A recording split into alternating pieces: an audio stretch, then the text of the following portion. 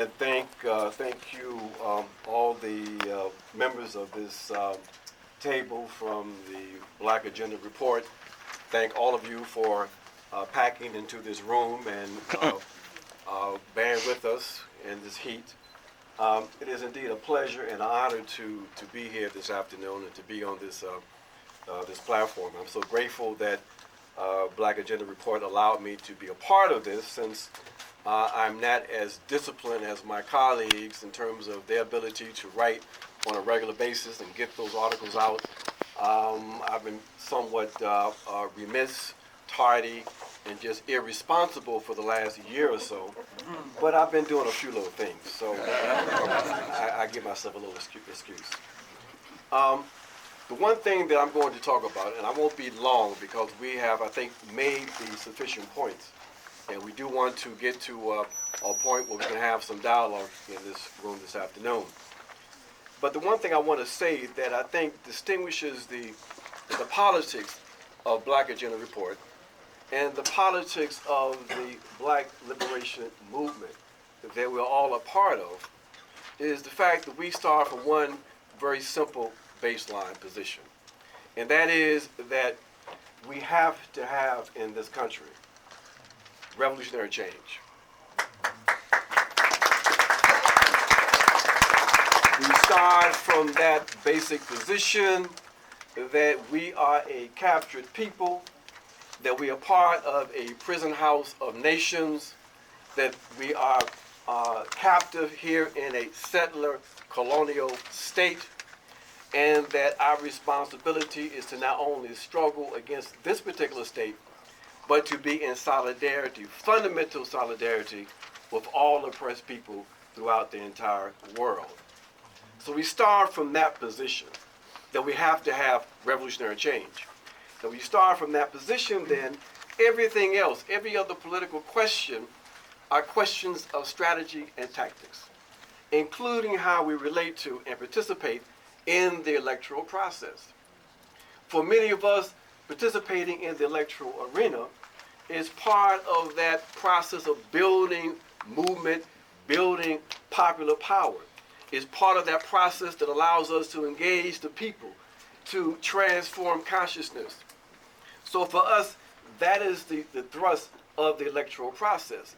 We say, well, why the Democrats we are concerned with? Well, as many of, all of the speakers have said, it is the Democratic Party that's been the main impediment for us developing the kind of radical oppositional politics and consciousness that we have to build.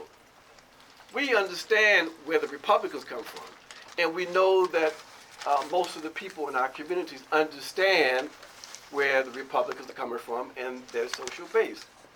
But it's been the Democrat Party that's been the source of ideological confusion.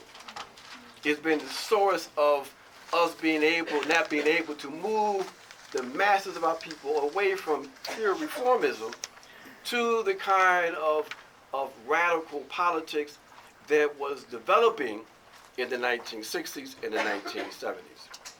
As many of you know, that one of the consequences of the repression in the 1970s was that it helped to split off the Black Liberation Movement from the emerging motion that was put in place by the Civil Rights Movement and the emergence of this expanded Black petty bourgeoisie. That when they began to target the Black Liberation Movement, at the same time they propped up this emerging element. These were the elements that basically decided that they were going to enter into the electoral process. They're the ones that ended up taking over these mayorships in various cities. They're the ones that aligned themselves with other U.S. states.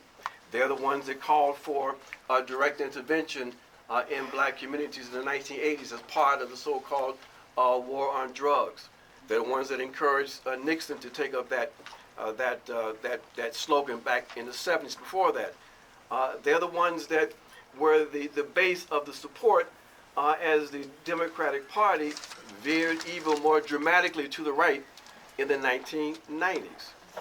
So it's this element that today we see has jettisoned any pretext of being progressive and are now in complete and in total alignment with the most right-wing expressions of the Democrat Party. They're the ones that, as Glenn and everybody has talked about, are now openly talking about Russia and Russian Gate, and not speaking to in any kind of way the objective realities and needs of our people in this country and oppressed people around the world. That is why they, in fact, become the target. We can't move our people to a progressive place as long as that element continues to have some degree of ideological legitimacy. We have a number of very, I think, clear objectives. We have to look at the ideological component in terms of people understanding what it is we're up against and where we need to go. You know, last night our dear sister talked about the fact that if you approach most people in this country and you ask them to define a term like neoliberalism, then most people wouldn't understand or wouldn't be able to define that. And she's probably right. But what does that really mean? You know, we hear people talk about we need to start from where the people are at, okay? And we're all for that.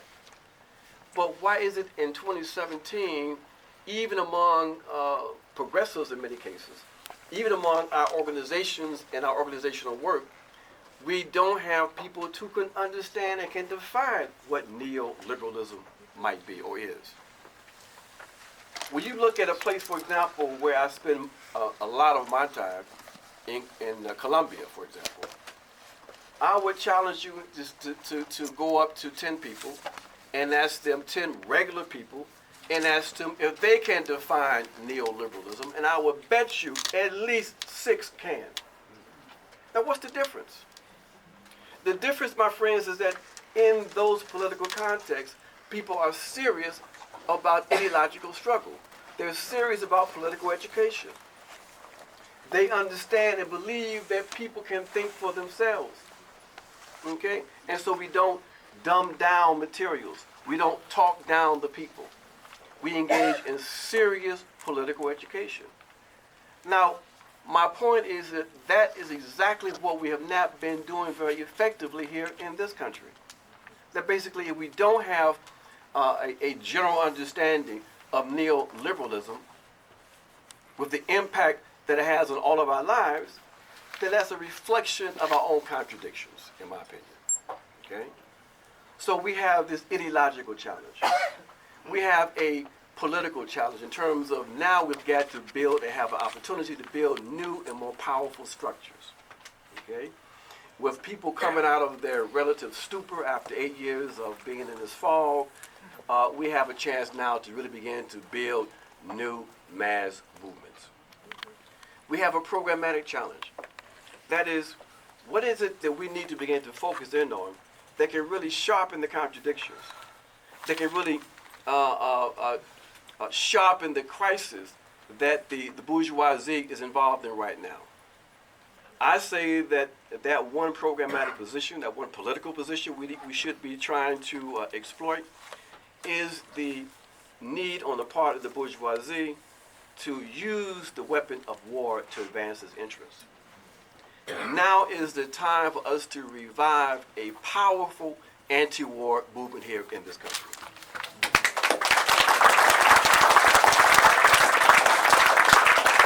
It is also the time, my friends, to connect that anti-war sentiment with a more clear, explicit, deep understanding of imperialism. That movement has to be anti-imperialist also. We see the consequence of the confusion among our ranks when it comes to when states are in the crosshairs of U.S. imperialism. You know, most of us in this room have been around long enough that basically when a state was in the crosshair of U.S. imperialism, we stood with that particular state. Despite whatever issues or contradictions we may have identified in that particular state. The very fact that they are in the crosshairs of U.S. imperialism suggests that maybe something they're doing is correct. Because we know from the history of this country that the U.S. has never been on the side of the people. So why the confusion today? We understand that we are here in an oppressor state. And despite, again, the contradictions, we're looking at oppressed nations. And that if you don't stand with that oppressed nation, then basically you are objectively aligning yourself with U.S. imperialism. That is backward. We have to reject that. We say that this issue of war has to be the main issue. We have to link that issue of war and anti-imperialism with the issue of domestic repression. That basically, for us as we organize, we can't just organize the anti-war and anti-imperialist component. We've got to connect that to the fact that we're up against a repressive state that's involved in the systematic repression of any of us and all of us who are about trying to advance a progressive agenda. Okay? So this is the time for us to begin to rebuild this anti-war, anti-imperialist, pro-peace movement. But we understand that, without justice, there will be no peace. And so we have to be prepared to engage in a struggle, a fierce struggle. But we have the conditions, and we have the times with us today. All we need now is the will, the courage to, in fact, do what needs to be done. And now is the time to do it. Thank you.